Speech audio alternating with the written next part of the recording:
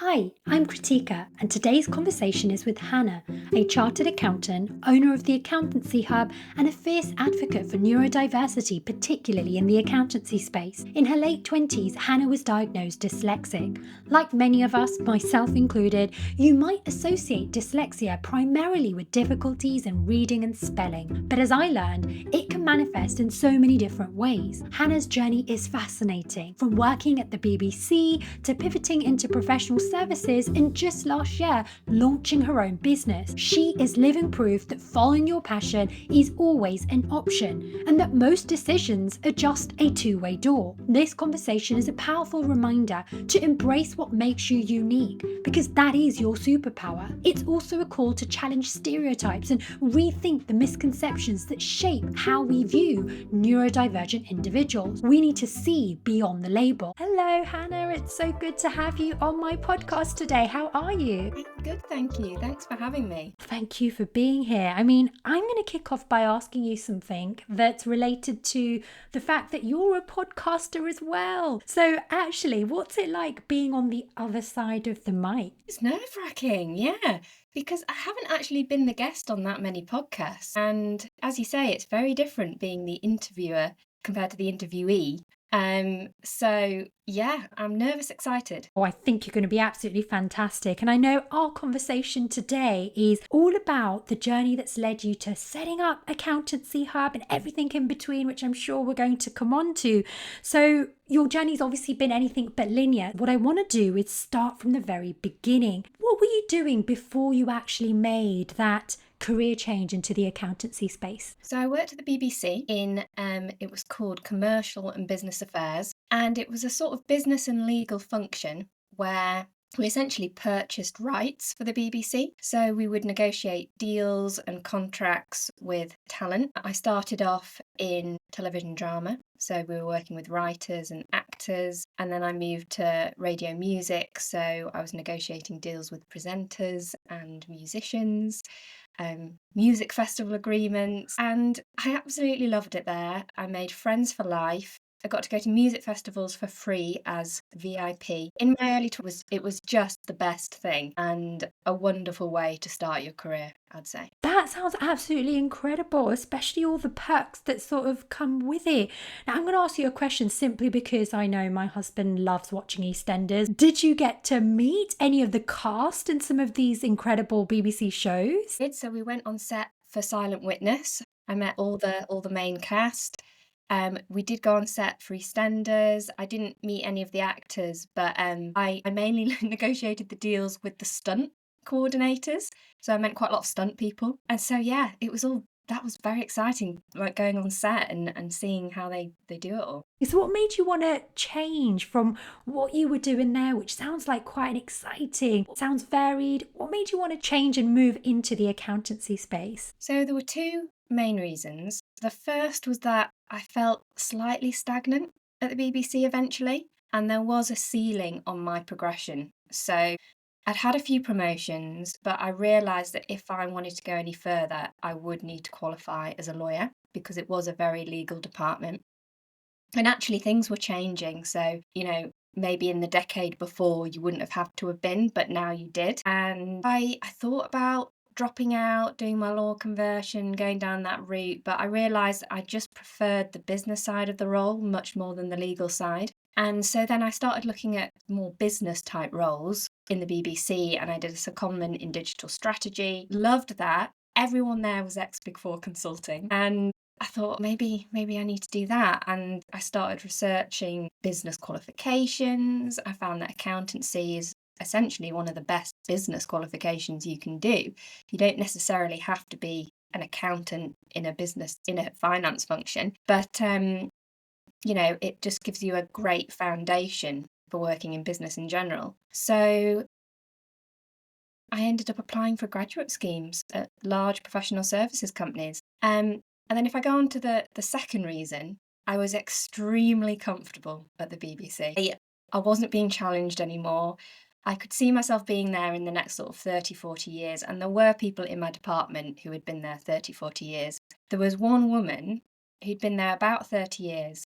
And every single day at 11 a.m., on the dot. She walked across the office to her locker to get a packet of crisps out, went back, laid the newspaper out across her keyboard at her computer, and had a 30-minute break, morning break. And I could time my watch by it. I'd see her walking across the office. I'm like, oh, it's her. There she goes. And I thought, that's going to be me. That is going to be me. And I thought, I don't know, I want to be pushed a little bit more. And I'd got so much out of the role, but I just got to the point where I thought, I want a new environment. And I can always come back if I don't like it. That was my thought process. Well, well done you for actually taking that step to realize that you were in an environment that felt too comfortable. Because I feel that sometimes people don't recognize when they're getting too comfortable and they almost get scared to take that step to put them in a bit of discomfort. So the fact that you recognize that, I think props to you. Now, you mentioned you were sort of in your 20s, right? And I can imagine making that kind of decision to do something different when you're that young can be quite scary. Did you feel nervous about making that decision, or were you comfortable given that you've already outlined the reasons why you were making that change? No, it was a really big decision, and I went back and forth, back and forth. When I was offered the role at, a top 6 professional services company, I thought, do I really want it? This is going to be such a life change. And I wrote lists of pros and cons. I saw a career coach. I really did my research and my thinking. And I thought, you know what? It is what I want. I want to be pushed. I want to grow more. And I don't ever think it's going to be a bad thing. As I said, if I really didn't like it, I could go back to the BBC in a business or strategy role. In the end, I thought it's only going to be a positive, and I'm looking forward to the challenge. Yeah, and I like how you said that if you weren't going to be happy with this decision, you could always go back.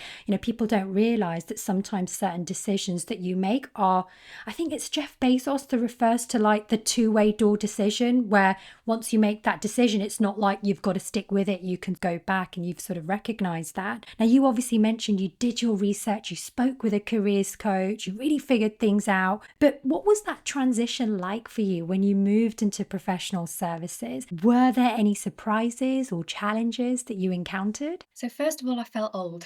I was 27 years old, So young. but lots of people were sort of 21, 22. Not all of them. Some of them were career changers like me. But I did feel more mature, and I slightly struggled with that. However, I made great friends. I loved how we were all sort of in it together, studying, working full time. It's not an easy time. And it was a bit of a culture shock going from that media, public service environment to the corporate world. So it did take time to adjust to that. I was being pushed and challenged immediately. Didn't have to worry about that. Immediately you're sort of leading field work, you're leading meetings with CFOs, HR directors. It was stressful, it was sink or swim. It was, pushing myself out of my comfort zone.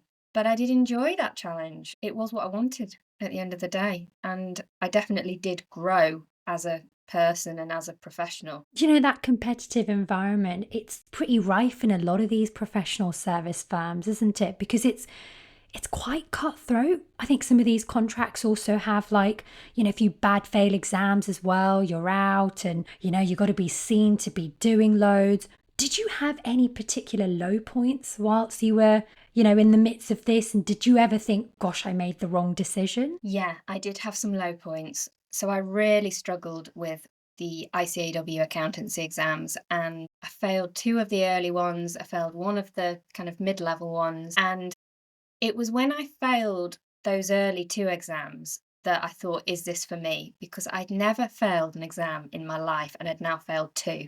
And I just thought, I've always been quite academic. I've always done quite well at school. And I thought, well, maybe I found something that I'm just not good at, that's just not for me. But I realised it's not that uncommon to fail these exams, and it's not as big a deal as I thought it was at the time. I was devastated. And obviously, you've got that extra pressure that if you fail again, you will probably lose your job. There are very strict exam policies. So it was a very stressful time, and there were low points, but I got through it. And I'm happy that I did. Well done you for pushing through that, because I also find that those that enter this space, they tend to be high achievers and perfectionists, and they have their own sort of, just thinking about myself, for example, in that space. When I was studying, I wanted to achieve certain percentages for my exams coming out of, a degree where a lot of these students are getting 2-1s or first class honours. You want to strive for the 70s and the 80%, but we know these exams are really tough. Getting the 50 is all you need to pass. And actually, when you don't hit that 50, it's such a blow, isn't it? It's such a blow. And trying to pick yourself up and trying to keep going, that in itself, you've got to give props to people that do that. So again, well done you for persevering. Now, I know that you were also diagnosed with dyslexia during this period. So could you share with us what impact did that have on your journey whilst you were going through the qualification and working at the same time as well? So, as I said, devastated that I failed some exams, but I didn't think, oh, I must be dyslexic. Because, as you say, these are difficult exams. Other people do fail them. I just thought, this is completely new. I'd done a history degree. Accountancy was completely new for me. But then as I went on, I realised I was using all of my annual leave to study. I basically didn't have holiday for 3 years. I had the odd long weekend here and there, but I was using so much annual leave to study. I was working harder than any of my peers, and that was just to pass. I wasn't getting in the 80s or 90s or anything. And then as I started to get further along the qualification, I realised I would often get the answer right, but the numbers would be in the wrong order. And it had gone wrong from me looking at it on the calculator to actually putting it in the software. So again, that was sort of like, oh dear, I don't know if that's normal. Persevered. But then I had a project at work. It was a key financial controls audit. I was working in internal audit at the time, and we had to review a complex set of financial controls, and I could not see the difference between some of these controls. And they were only slightly different in my defense, but it would take me reading them 30 or 40 times to be like, okay, that's the difference. And that's when I turned to a kind of mentor in the team and said, can I have a test for dyslexia? They paid for a test. I had a 7-hour, session with a diagnostic expert. And at the end of the day, she said, I'm still going to have to review all of the information here, but I'm confident in saying that you are dyslexic and you should have 25% extra time in your exams. I had one exam left at this point. Cried and cried, because it was like, oh, it wasn't a normal amount of struggling. There was a reason for it. And I was actually waiting on the results of 2 exams when I had that diagnosis. So I was so nervous about those results. They came back. I had passed both of them, but only just. And then I had 1 exam left. And yeah, everything changed from there. And the way that my dyslexia manifests is working memory, reading, and phonemic decoding efficiency, which is to do with pronouncing words, but not spelling. So I still had that mentality that you can only be dyslexic if you're really bad at spelling. And I've got above average spelling ability. So that came as quite a shock. And so I've learned an awful lot since having that diagnosis and actually understanding how different neurodivergence can manifest. And it's not what you always, stereotypically think it might be. Yeah, I'll hold my hands up and say when I think about dyslexia as well, I would often associate it with those that would have struggle reading, spelling. But the way you've described it and the way it kind of manifests for you is in a very different way to what I would associate as someone being dyslexic. How has that diagnosis actually changed the way that you now approach things in your personal and professional life, Hannah? So in terms of studies, I realised it's not a golden ticket having extra time. 25% extra time is huge when it's a 4-hour exam. I was doing 5-hour exams now.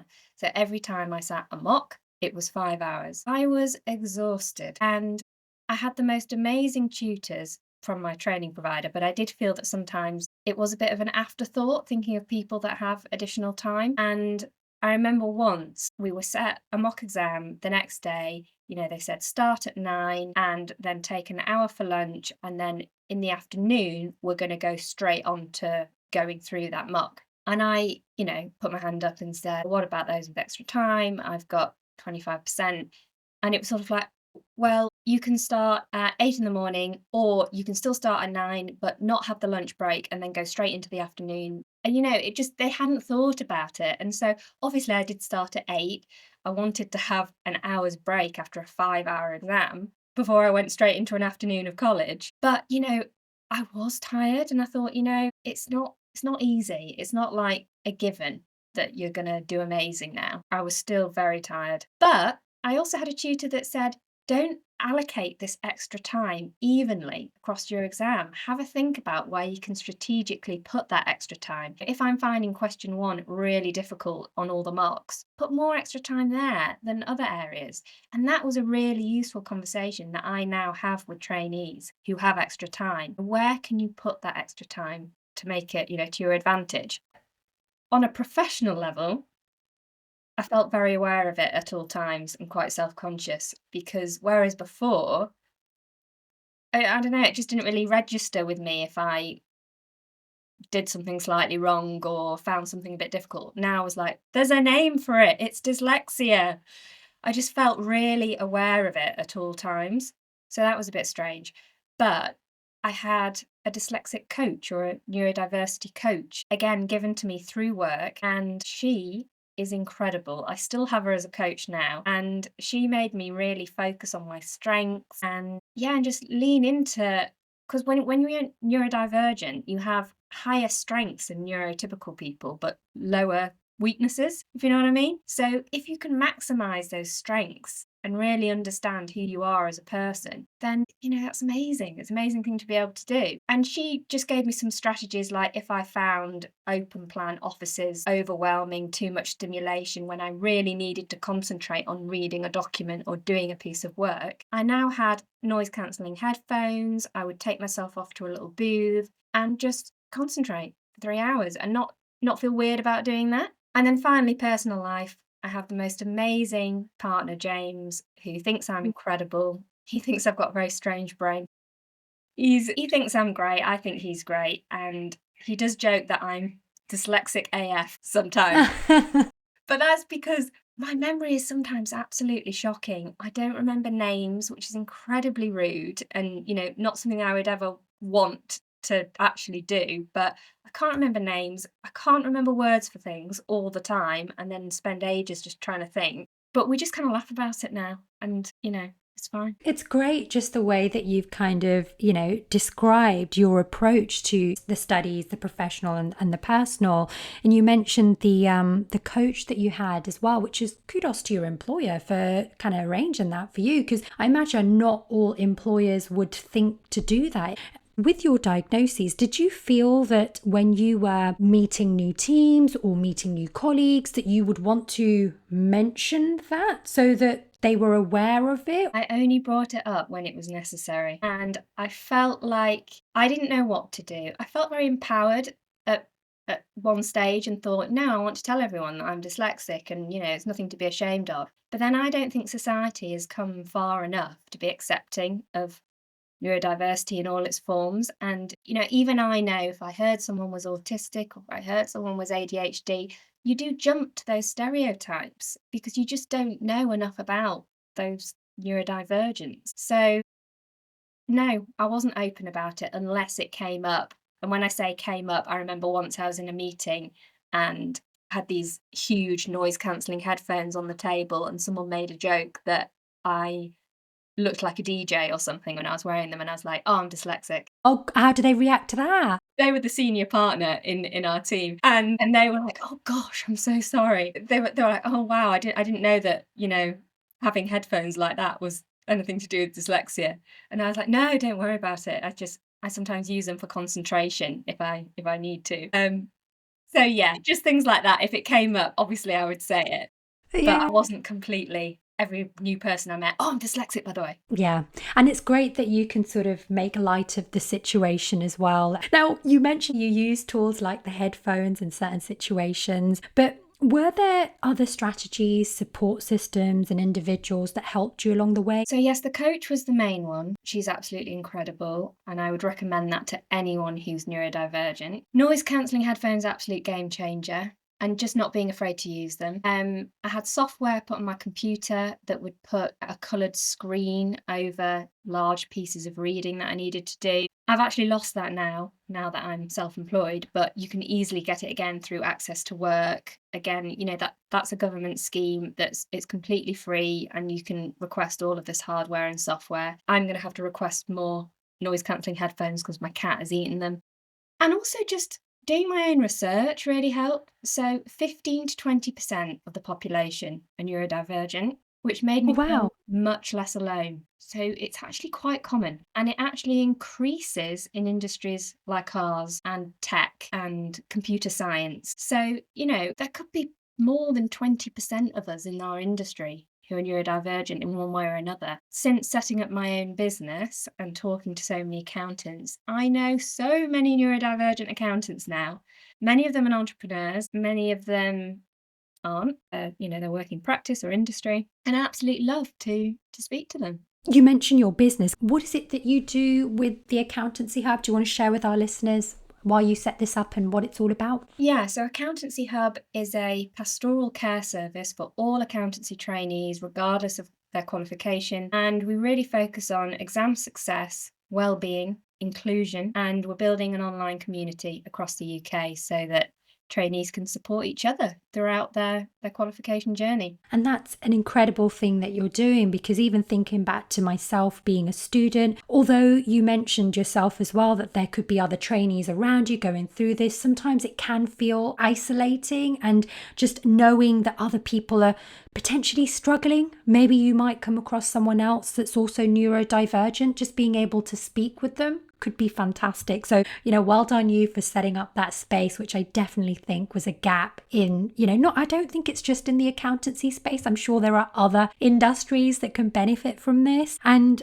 I know you're really passionate about advocating for neurodiversity as well. You have your own podcast, which we spoke about very briefly. It's called the Human 2 podcast. So what's inspired you to really lead and advocate in this space? So definitely having that dyslexia diagnosis and learning that so many of us are neurodivergent and we can lean into our strengths and have brilliant careers that work for us. And I wanted to raise awareness of how different neurodivergence, how they actually manifest. But also, having worked at a top accountancy firm and failed exams and been through that really difficult process, I felt like it wasn't a very humane industry at the early careers level. And I wanted to actually normalise exam failure a lot more. I wanted to take some of the shame out of it by interviewing trainees who were either currently studying or had been through it and got through to the other side. I wanted to spotlight diverse individuals who, when I was training, I saw people struggling. They were always diverse in one way or another, and most of them didn't make it. They dropped out. I was one of the lucky ones, I felt. I actually qualified, but so many people didn't. And honestly, some years our entire cohort would not be there a year or two later. And it was a very small cohort. We were a relatively small team, but still, I thought that was quite shocking. And I started to informally mentor people who were struggling with exams. People would refer them to me because they were like, oh, Hannah failed some exams and, she's qualified now, or she's nearly qualified. Go and speak to her. And when I would speak to these people, I realised that the firm, they weren't getting to the crux of why they were failing exams. And they were very much like, can you sit it in a week's time? Or can you sit it again in 2 weeks' time? Without really understanding, what do they need to change in the next 2 weeks? What extra support do they need? So that's where I saw that gap for Accountancy Hub. How can we actually really support these people to pass their exams, thrive in their career? But the podcast has grown to more than that. And I've interviewed industry leaders of the various accountancy bodies and partners of firms, and just heard about their careers, challenging times they've had. And honestly, it's been so heartwarming, people opening up on the podcast. And you must feel like that as well, people being so honest. So I've loved it. I totally echo that point about being able to connect with individuals and having them open up. That's one of the best things about being a podcast host. Now I'm going to be cheeky, and you really don't have to answer this, but I'll just chuck it out there. Do you have a favourite guest that you've interviewed so far, or a conversation that has left you feeling really inspired? Sarah Beale, who's the CEO of AOT. I thought she was incredible. She's very down to earth, and she is very passionate about inclusion, particularly those from low socioeconomic backgrounds. And she didn't have a typical path into accountancy, and she also started off in a very male-dominated industry, the construction industry, and ended up being the CEO of that company, the first ever female CEO, I think she said. So I thought, wow, she's incredibly inspiring, and I honestly thought she's a brilliant leader, and if I ever become a leader like that, I'll be very pleased.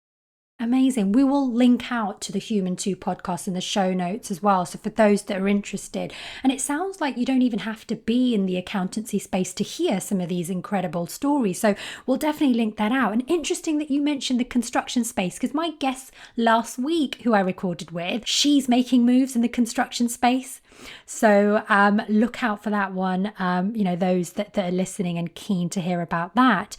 So what have you learned so far since embarking on this journey? So, on a positive note, I have seen the awarding bodies posting on social media about failing exams. And I don't know if that's come from me or whether it's just a coincidence, but I've really loved to see that. And I didn't see it when I was training. There still is a lot of shame around failing accounts exams, particularly at the top firms. So, yeah, really enjoy that people are talking about that. They're putting it out there. I'm now representing EDI on the ICAW Council, and that's a completely Wow. new position. They've never had this position before. And again, that shows not only an awareness of some of the issues in our industry, but their commitment to it. So again, absolutely love that. On the negative side of things, I'm looking to the US and seeing what's happening in America and companies rolling back EDI initiatives. And I think the UK needs to remain firm on why it's important, not just because it's the right thing to do, but actually commercially, it can have so many advantages from a risk point of view, from an innovation point of view. And I still think there needs to be a big cultural shift at the large accountancy firms. I would like to see firms hiring fewer people at the early careers level, but then supporting them, nurturing them, keeping them in the business. And that involves a whole business model change. And I don't know whether I'm going to be the one to make that change, but that's what I'm trying to do at the moment. Well done you for all that you've done in this space so far, and congratulations on that post with ICAW and leading on the EDI stuff. Today's obviously International Women's Day as we're sort of recording. As a woman, what are you most proud of in terms of what you've achieved so far? Gosh, that's a good question. What am I most proud of? I'm proud of persevering through the ACA. You know, I look back now, I'm not sure how I did it. I'm not even sure why I did it sometimes. You know what? I learned so much about myself that I'm so incredibly determined. And once I put my mind to something, I will finish it. And it's the same with this business. Like, it's not a success yet. We are on a journey, but I can't let it go. When I want to do something, I will not stop. So that's probably my proudest achievement, being a chartered accountant. And that's incredible because it's not an easy journey to get to that position. You mentioned it yourself that so many people drop off, don't they? Just touching on your business, I feel like I recall seeing a social media post around you having partnered with one of the top 10 accountancy firms. Is that something you could give us a little bit more insight on? Yeah, so we are working with a top 10 accountancy firm on a 6-month basis, so it's very much a trial. But this is exactly what Accountancy Hub has needed. You know, a firm to take the leap, believe in us, and be the first ones to make this change and be like, no, we are going to support our trainees from a well-being, inclusivity, exam success, career point of view. So yeah, we're in the sort of the mid stages of that now, and it's all about proving concept for us and then hopefully working with a lot more firms.